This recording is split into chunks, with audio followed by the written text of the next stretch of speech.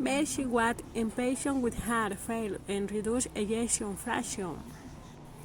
Definition. The effect of Vericiguat is a not-oral soluble guanylate cyclase stimulus for patients with heart failure and reduced ejection fraction. You can't get enough of it. Put a hand high, right where the other is. To the weak, but can't find that quitter in me. It's that bittersweet literature that Lydia streets walk with the Prince of Peace. See where these footprints. Hey, this is Dr. K from my medical school. Today we're going to talk about heart failure, specifically heart failure with reduced ejection fraction. So first, let's talk about the different categories of heart failure. Well, there are really two types of heart failure. There's one, heart failure with preserved ejection fraction. And we did a video about this before, so refer to that to learn more about this. Preserved ejection fraction is otherwise known as diastolic heart failure. And we use HFpEF, otherwise known as heart failure with preserved ejection fraction, to represent reduced ejection fraction. Systolic heart failure is characterized by a dilated cardiomyopathy, meaning the chamber or the ventricle of the heart dilates. And because it dilates, it has a thinner wall and less muscle. And this leads to a decreased or impaired contractility. It's not able to pump as well as it normally is. So what are the causes of heart failure with reduced ejection fraction?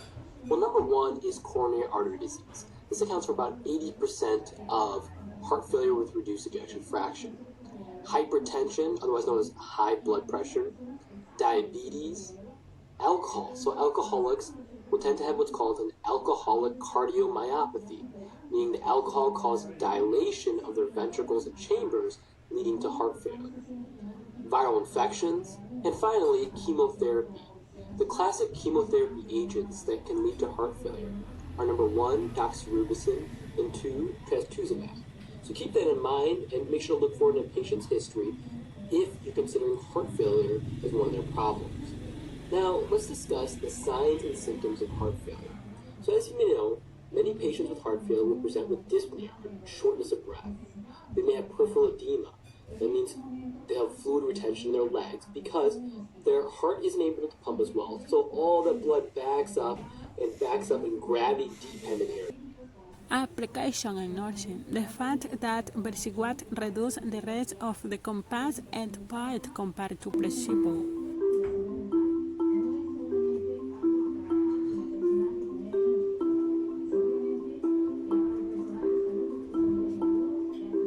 Despite advances in medical therapy, the risk of mortality is higher in patients with heart failure than it is in some common cancers. Most patients with heart failure in Canada are managed by a primary care physician. It is therefore important for primary care physicians to apply an evidence-based approach to the management of patients with symptoms of heart failure and a reduced ejection fraction. The 2017 Heart Failure Guideline Update was published in the November 2017 issue of the Canadian Journal of Cardiology and is a comprehensive set of recommendations that integrates and updates the last 10 years of CCS heart failure guidelines. This algorithm outlines all of the essential steps for applying guideline-directed medical therapy in patients with heart failure with reduced ejection fraction. We've divided this therapeutic algorithm into three main steps. Let's take a closer look at each step in the algorithm. The first step is to initiate standard triple therapy. This consists of an angiotensin converting enzyme inhibitor, or ACE, plus a beta blocker, plus a mineralocorticoid receptor antagonist, or MRA. Patients who cannot tolerate an ACE can receive an angiotensin receptor blocker, or ARB, instead. ACEs, ARBs, beta blockers, and MRAs have all been shown in landmark clinical trials to independently reduce the risk of mortality in patients with heart failure with reduced ejection fraction. Pros and cons. Among patients with high-risk heart failure, the incidence of this from cardiovascular cause or hospitalization from heart failure was lower among those received Vericiguat.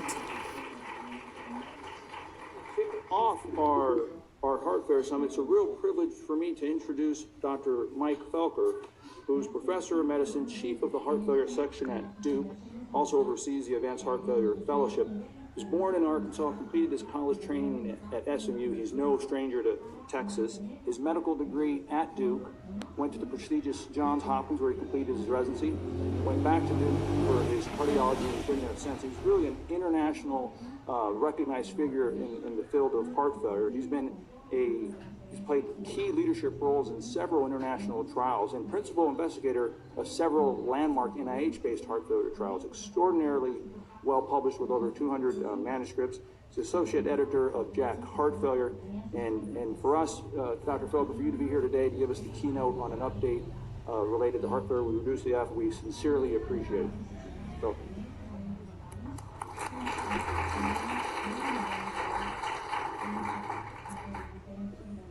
Jerry, thank you so much for that kind introduction. My mom was especially pleased to hear how great I'm doing, although she doesn't necessarily recognize everything you said. But it's a great pleasure to be here, and as Jerry said, this is a beautiful place. These are my disclosures. So I have the somewhat daunting task of speaking on the topic of heart failure with reduced ejection fraction, state of the art, which Issue applied to Ecuador. 5 deaths and 15 patients with chronic heart failure. New York Heart Association Class 2, 3, or 4, and ejection fraction of less than 45% will recur to receive Heart failure Vericiguat. affects 6 million Americans, and 900,000 new cases are diagnosed each year. If you or a loved one is diagnosed with a heart condition, we recommend working with your doctor to monitor your ejection fraction. Ejection fraction measures how well your heart pumps blood to the body. It's an important part of setting and maintaining an effective treatment plan. Let's break it down. A normal ejection fraction is when 50 to 70% of the blood in the heart's chamber is pumped out during each contraction. But reduced ejection fraction occurs when less than 40% of the blood is pumped out to the body. Reduced ejection fraction is also called reduced EF, or systolic heart failure. Warning signs of systolic heart failure include shortness of breath, fatigue, and impaired exercise tolerance. The good news? You and your doctor can improve your heart's ejection fraction and overall health in a variety of ways. While ejection fraction is a good gauge of heart health, it is not the only indication of a heart abnormality. It's important to monitor your body and report any uncomfortable feelings to your doctor. Managing your heart health can be tricky, but we're here to make life and fractions easier. Conclusion. Vericiguat merge and verge reduce the risk of hospitalization for heart failure or cardiovascular death in patients at risk of chronic heart failure. I'm Dr. K from my medical school, and today we're going to talk about heart failure with preserved ejection fraction. As you may know, heart failure is described as an impairment of the heart to fill or eject blood properly. Heart failure is split into two different groups. One is called reduced EF, or reduced ejection fraction, otherwise known as systolic heart failure, versus preserved EF, or ejection fraction, otherwise known as diastolic heart failure. The causes and treatments of these two different types of heart failure are vastly different, so it's important to understand. So let's talk about reduced ejection fraction heart failure, or systolic heart failure.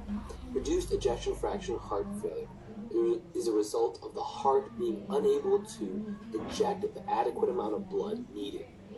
The reason this develops is that the left ventricle of the heart, dilates.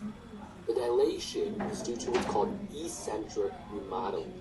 Eccentric remodeling means that instead of cells being laid side by side to increase the wall of the heart, they're laid from end to end. So it actually causes a lengthening of the wall of the heart. You can kind of imagine that. So it does is it creates a larger chamber, a dilating chamber of the heart. This eccentric remodeling can lead to many things. So hypertension, valvular disorders can cause it just because of pressure placed on the ventricle. As a result of the dilation, the wall